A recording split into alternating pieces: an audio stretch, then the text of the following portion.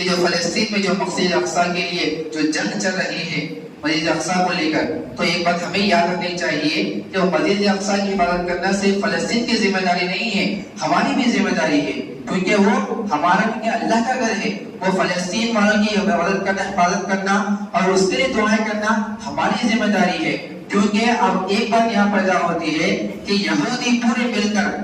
حضرت پورے مل کر فلسطین کے پیچھے کیوں پڑے ہوئے؟ کیونکہ ان کو پتا ہے کہ مسلمان زیادہ ہے، اور وہ مسلمان ایسے کچے پکے مسلمان نہیں ہیں، پورے پکے مسلمان ہیں۔ وہاں کوئی ناچنے والے پیدا نہیں ہوتے، وہاں پر کوئی سارا دن بیٹھ کر گیم کھیلنے والے پیدا نہیں ہوتے، وہاں پر آوارہ گردی کرنے والے، اپنے بالوں کو کلر کرا کر پھرنے والے پیدا نہیں ہوتے، وہاں پر گناہ کرنے والے، زنا کرنے والے لوگ پیدا نہیں ہوتے، وہاں پر فلسطین میں اپنے مسلمان پیدا ہوتے ہیں۔ ان کے رگوں میں بھی نبی کا نام لے کر وہ تھکتے نہیں ہیں، ان کے ذات میں بھی اور ان کے رگوں میں اللہ کا نام، اللہ کے نبی کا نام ایسا پہنچتا ہے کہ وہ شہید ہونے کو اپنے کو فخر سمجھتے ہیں۔ تو آج ہماری ذمہ داری ہے کہ ہم ان کی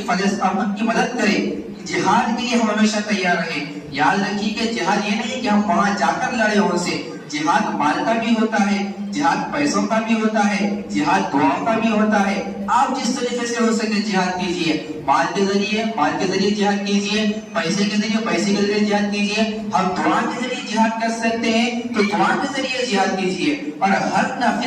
نماز کے بعد، سنت ہو نفل ہو، ہر نماز کے بعد دعا کیجیے کہ ہمیں معلوم نہیں کہ کون سا وقت قبولیت کا ہے، کون سا وقت دعا قبول ہونے کا وقت ہے۔ ہر مسجدوں میں آپ جا کر بولیے کہ دعائیں قرۃ نازلہ پڑھنا شروع کیجیے، کیونکہ جب اسلام کے لیے سختی کا دن آتا تھا، اسلام پر کوئی سختی کا دن آتا تھا، نبی علیہ السلام فجر میں پورا مسلسل 1 مہینہ فجر کی نماز میں دوسری رکعت میں رکوع کے بعد اٹھ کر دعائیں قرۃ نازلہ پڑھا کرتے تھے، 1 مہینہ مسلسل پڑھا کرتے تھے اسلام کے لیے۔ تو آپ ہر مسجد میں جائیں، ہر مسجد میں جا کر کوئی بولے کہ بھائی قرۃ نازلہ شروع کریں، کیونکہ مسجد اقصی کی ذمہ داری ہم پر بھی فرض ہے، اس کی حفاظت کرنا ہماری بھی ذمہ داری ہے۔ آج ہمارے اندر غیرت ہی نہیں ہے، آج ہمارے